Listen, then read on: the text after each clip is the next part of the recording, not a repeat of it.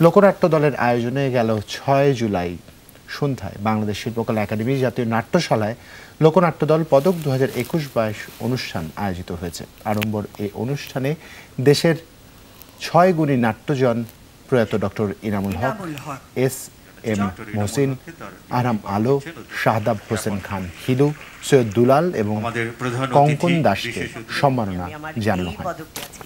অনুষ্ঠানে পরিবেশিত হয় মনোজ্ঞ সাংস্কৃতিক আয়োজনের শেষাংশে ছিল সমবেত সঙ্গীত, ধনধান্যে পুষ্পে ভরা এই গানেরও পরিবেশনা।